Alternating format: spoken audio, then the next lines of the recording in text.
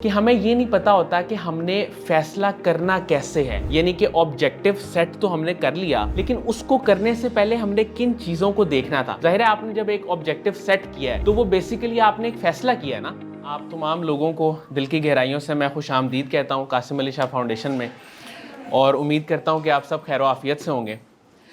अच्छा, एक सवाल से मैं आज के इस सेशन का, इस नशिस्त का आगाज़ करूँगा।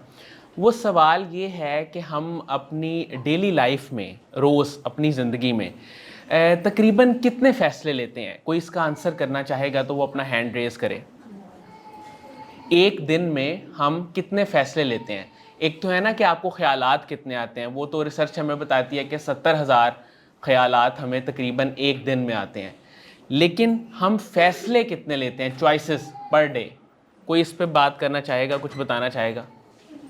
सर डिपेंड्स कि आपका अच्छा शेड्यूल क्या है। अच्छा तो ये तो हम नहीं कह सकते भी हम अच्छा। तीन एवरेज आप एक एस्टिमेट लगाएं कि कितने फ़ैसले आप एक दिन में करते हैं। असल में इस पे फिर हमने आगे चलना है ना थोड़ा सा, तो कोई आइडिया, कोई नंबर कोई देना चाहे? 5 से 6 फैसले करते हैं। अच्छा, ठीक हो गया, थोड़ा सा इसको बढ़ाएं। मेरा ख्याल है हर कदम ही सर फैसला है। अगर हम हर कदम फैसला लेके, फॉर अच्छा एग्जांपल, एक एग्जांपल ये है जी। कि बीए का मुस्लिम हम्म 5 नमाज़ें तो फर्ज हमने पढ़नी है। सही।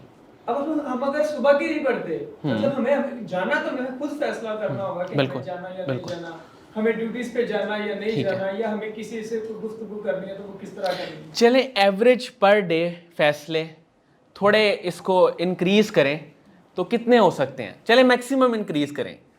कोई आंसर करना चाहे इसका, कोई हैंड रेस करे, ख़वातीन में से कोई भी। अच्छा, तकरीबन हम जो फ़ैसले लेते हैं ना, जो रिसर्च हमें बताती है, अगर आप गूगल भी करें कि how many decisions we take in a day, तो इसकी तादाद आती है 3500। यानी कि 35,000 फैसले हम दिन में करते हैं। एवरेज। अब ये पर्सन टू पर्सन, जैसे इन्होंने बताया, वो वेरी करते हैं कि आपकी जॉब की नौयत क्या है, आप काम क्या कर रहे हैं, आपका लोगों से इंटरेक्शन कितना है। लेकिन 35,000 फैसले कम फैसले नहीं होते। अब इसमें जाहिर है कि छोटी छोटी आपकी जो चॉइसेस हैं कि आपने कपड़े कौन से पहनने हैं, आपने पहले कहाँ जाना है, आपने पहले किसको मिलना है, आपने आज खाने में क्या बनाना है, तो ये सारी चीज़ें उन 35,000 फैसलों में शामिल होती हैं। अच्छा, अब ये है कि अगर 500 या 1000 फैसले भी कोई इंसान पर डे करता है तो ये भी कम फैसले नहीं, ये भी बहुत एक बड़ी तादाद है। यानी कि आम तौर पे जब हम सोचते हैं, मैं भी अगर सोचूं तो हमारे जहन में यही आता है कि यार मैक्सिमम हम 50 फैसले करते होंगे, या 10 करते होंगे, 40 करते होंगे, 30 करते होंगे। लेकिन ये नहीं हम सोचते कि हम हज़ारों की तादाद में फ़ैसले रोज़ाना करते हैं। और इस पे जो सबसे बड़ा एक मसला है कि हम अपने गोल्स को सेट करते हैं, अपने ऑब्जेक्टिव्स को सेट करते हैं, अपने एम्स को, टारगेट्स को सेट करते हैं, लेकिन उसमें एक प्रॉब्लम हम बहुत बड़ी फेस करते हैं। वो प्रॉब्लम ये है कि हमें ये नहीं पता होता कि हमने फैसला करना कैसे है।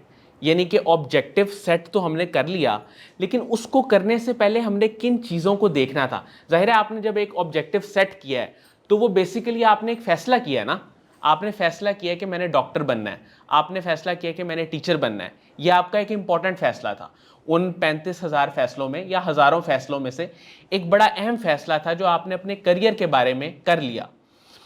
और उसको करते वक्त आप अपनी जो लॉजिकल एनालिसिस है उसका इस्तेमाल उस तरह से नहीं करते जिस तरह से करना चाहिए। मेरे साथ यहाँ आप लोग एग्री करते हैं इस बात से?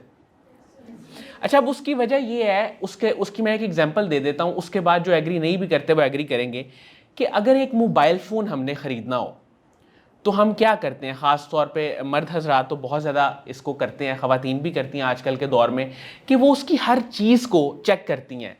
डिफरेंट एप्लीकेशंस, डिफरेंट वो जो वेबसाइट्स हैं उस पर जाके उसकी चीज़ों को गूगल करती हैं कि उसके स्पेक्स क्या हैं, उसका प्रोसेसर कैसा है, उसका कैमरा कितने मेगापिक्सल्स का है, उसकी रैम कितनी है, उसकी स्टोरेज कितनी है, फिर वो हैंग तो नहीं होता, कितना लोड वो बर्दाश्त कर सकता है, कौन सी कंपनी का अच्छा है फ़ोन।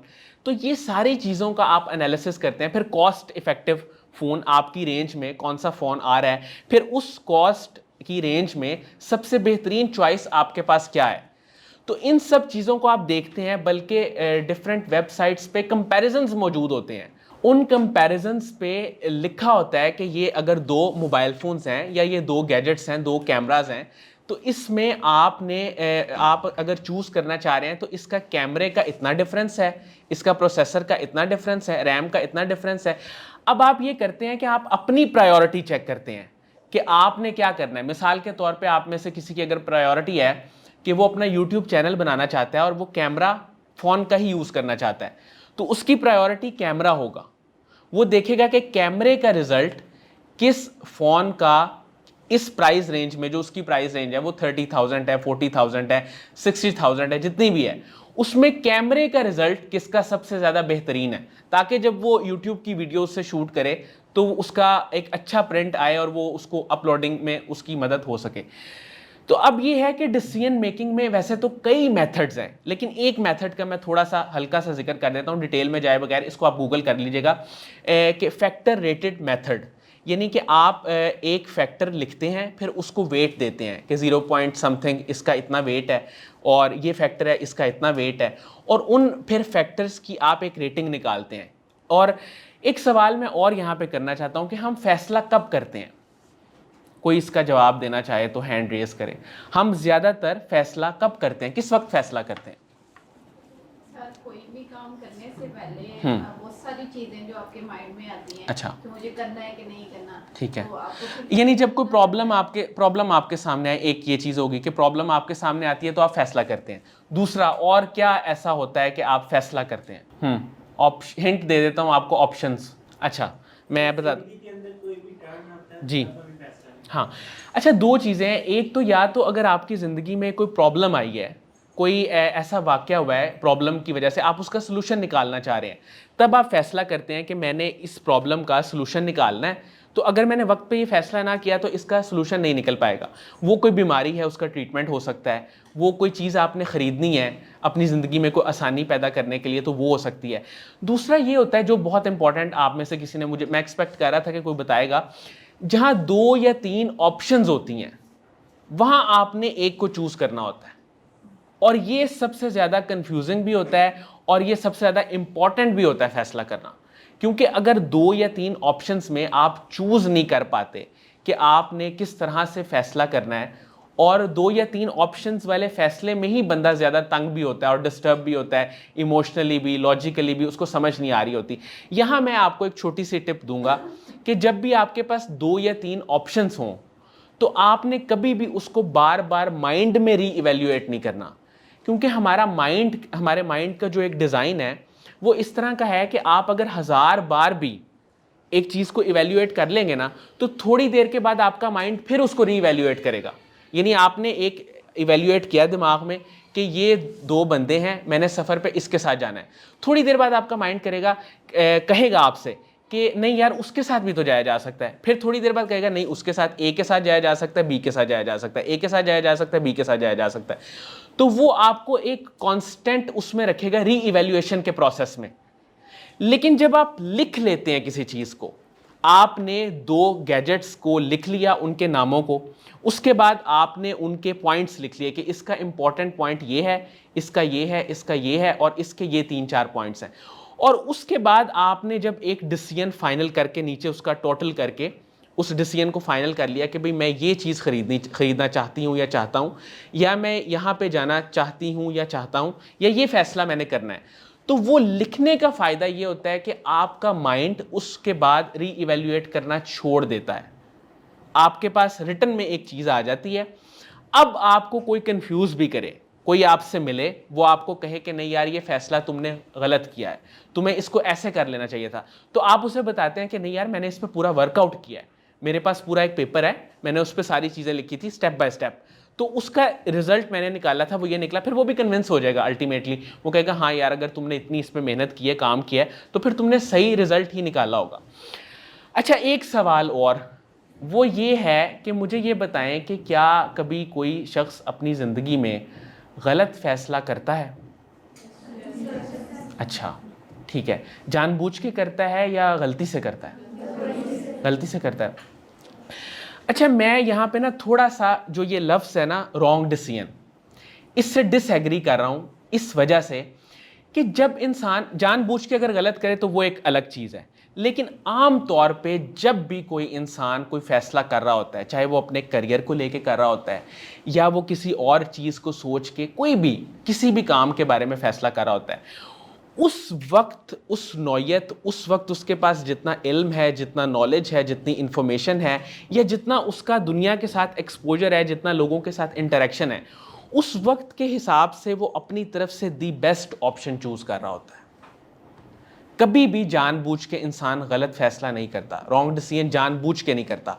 उस वक्त के इल्म के मुताबिक, उस वक्त के नॉलेज के मुताबिक, उस वक्त की बेस्ट अपनी एबिलिटीज को इस्तेमाल करते हुए अगर वो लॉजिकल डिसीजन कर रहा है तो वो उस वक्त की बेस्ट चीज़ों को इस्तेमाल करते हुए एक डिसीजन की तरफ जा रहा होता है और उसके बाद वो एक डिसीजन लेता है।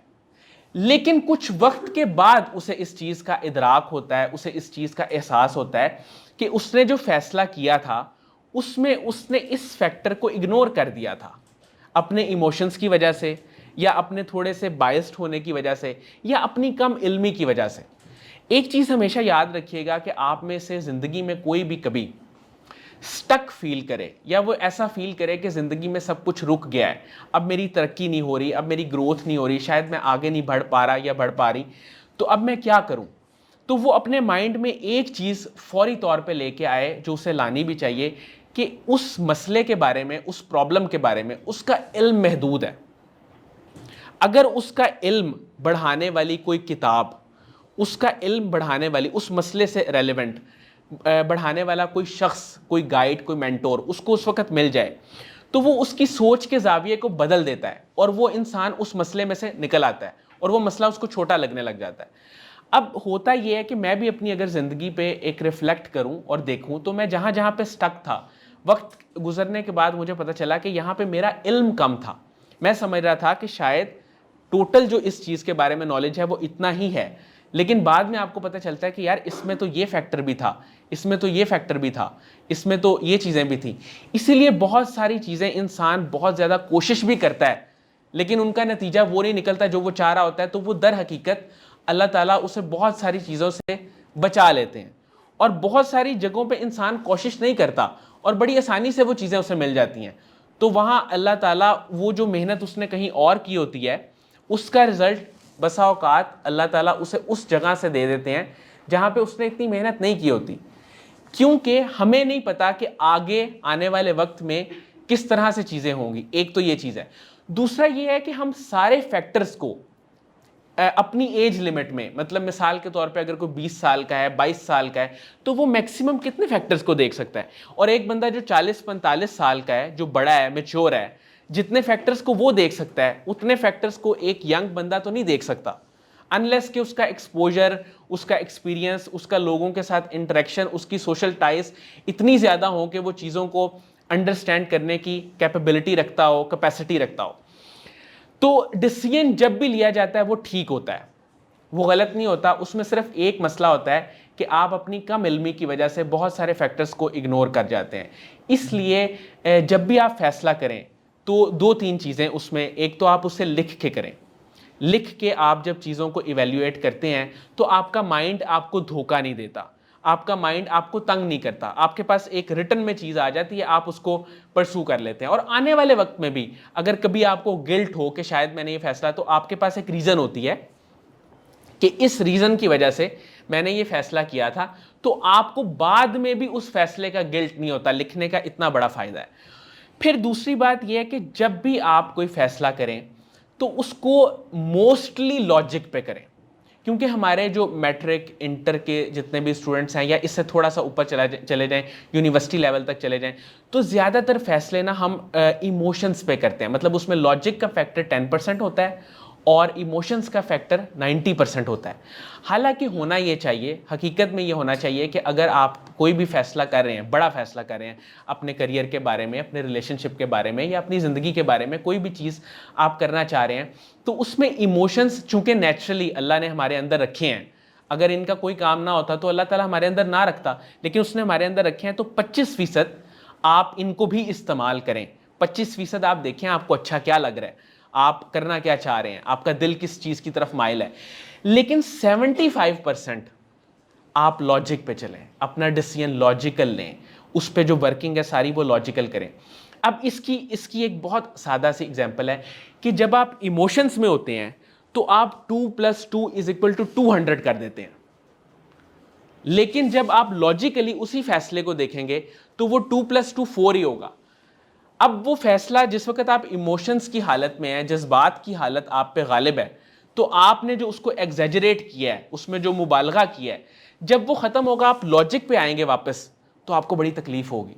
तो इसलिए पहले ही अगर आपने अपने इमोशंस वाले एलिमेंट के साथ थोड़ा सा लॉजिक को भी रखा हुआ है और इसको एक बैलेंस वे में लेके चल रहे हैं, तो फिर ये होगा कि आपके फैसले, जब आपके फैसले का कोई नतीजा निकलेगा, उसका कोई अंजाम तक वो पहुंचेगी बात, तो आपको दुख नहीं होगा। आप कहेंगे कि यार ठीक है, इसमें मेरे थोड़े से इमोशंस थे, लेकिन मैंने मैक्सिमम अपने लॉजिक को, अपने एनालिसिस को इस्तेमाल किया। क्योंकि देखिए अल्लाह ताला ने हमें अक्ल दी है, और ये भी है, उसका मफहूम ये है कि मैं जिसको अता करता हूँ वो अक्ल के ज़रिए अता करता हूँ, और जिससे अगर कुछ लिया जाता है वापस तो वो भी अक्ल, चूँकि वो इस्तेमाल नहीं करता उस तरह से, और कुरान में भी बार बार जो है वो अक्ल का जिक्र है। तो लॉजिकल डिसीजन मेकिंग बहुत इंपॉर्टेंट है कि आपने जब भी डिसीजन लेना है उसको लिखना है और लॉजिक पे जाना है। इमोशंस का एक एलिमेंट ज़रूर साथ साथ रहता है। अच्छा, अब इसमें 3 फैक्टर्स और हैं, वो आपने हमेशा याद रखने हैं कि कुछ फैसले जो हैं, 3 किस्म के मसाइल होते हैं। एक मसला वो होता है जो वक्त के साथ हल होना होता है, एक मसला वो होता है जिस पे आप कोई थोड़ी सी एफर्ट करते हैं तो वो हल हो जाता है, तीसरा मसला वो होता है जो कभी हल नहीं होता, मतलब वो अगर कभी आपकी दुआ से हो जाए तो हो जाए, लेकिन वो आम तौर पे अगर नहीं उसने हल होना तो नहीं होना। तो जो तीसरा वाला है उसके साथ तो उसको तो एक्सेप्ट करना होता है आपने, उसके साथ उसको कबूल करके अपने अंदर से वो एक जो है घुटन उसको ख़त्म करके उसको एक्सेप्ट करके आपने उसके साथ चलना होता है। और जो मसला वक्त के साथ साथ होना होता है हल, उसको भी आप छोड़ देते हैं। वो कोई बीमारी हो सकती है, कोई इंसान हो सकता है जिसका रवैया है वो वक्त के साथ साथ आप उसको किसी तरीके से लेके चल रहे हैं, डील कर रहे हैं, और वक्त के साथ साथ शायद वो ठीक हो जाए। लेकिन जो जहाँ पे आपने डिसीजन लेना है वो जगह है कि जहाँ आप एफर्ट करेंगे और एफर्ट का रिजल्ट निकलेगा। अब ये अपनी लाइफ में आपने खुद डिफाइन करना है कि वो कौन कौन से एरियाज हैं जहां मैंने एफर्ट करनी है और उस एफर्ट का रिजल्ट निकलेगा। अब करियर को जब भी आपने चूज करना है, यानी आगे आपने यूनिवर्सिटी में जाना है, उसके बाद आपने मास्टर्स करना है इंशाल्लाह, तो उसमें आपने कोशिश ये करनी है कि पेपर पे चीज़ों को लिख के फिर उसका एक कंक्लूजन ड्रॉ करना है। कभी भी ये नहीं करना कि ज़्यादा लोग चूंकि इस तरफ जा रहे हैं तो मैं भी इस फील्ड का इंतखाब कर लूँ, ज़्यादा लोग चूंकि ये करना चाह रहे हैं तो मैं भी ये वाला काम कर लूँ। ऐसा आपने कभी नहीं करना, ट्रेंड्स को फॉलो नहीं करना। एक मिक्सचर होना चाहिए, जो चीज़ें आपको इमोशनली भी थोड़ी सी अच्छी लग रही हों और मार्केट में भी उसका स्कोप और उसकी वैल्यू हो। एक जापानीज़ फ़िलॉसफी है इकिगाई, इसको आपने ना गूगल करना है, इसको आप बेशक लिख लें, IKIGAI, इसको नोट कर लें। ये एक सेल्फ डेवलपमेंट की फ़िलॉसफी है। ये हमें ये कहती है कि आप काम हमेशा वो करें जो कुछ आपको भी पसंद हो और कुछ वो लोग भी उसको चाहते हों, यानी मार्केट के ट्रेंड्स में भी वो कहीं ना कहीं आता हो। तो ये थी आज की हमारी सारी डिस्कशन। मुझे उम्मीद है कि इससे आपको कुछ फ़ायदा हुआ होगा। वक्त की कमी की वजह से मैं डिटेल में नहीं जा सका। कोई इस हवाले से कोई एक आधा सवाल अगर पूछना चाहे या कोई बात करना चाहे तो। सर अभी आपने एक बात जी, की थी जी, जी। कि फैसला करते हुए हमें 25% जो इमोशंस Emotions। 75 लॉजिकल बात करनी सही। चाहिए। लेकिन क्या इसका एज के साथ भी ताल्लुक होता है कि टीनेज बच्चियां बिल्कुल बिल्कुल, मैं आपने बड़ा अच्छा सवाल किया। मैंने उससे पहले ये बात भी की थी कि जो हमारी एज है, जैसे इंटर के बच्चे बच्चियां हैं या मैट्रिक के बच्चे बच्चियां हैं, तो उनमें जज्बात वाला एलिमेंट ज़्यादा है। तो ये उन्हीं के लिए लेक्चर था कि वो अपने लॉजिकल पार्ट को थोड़ा डेवलप करें।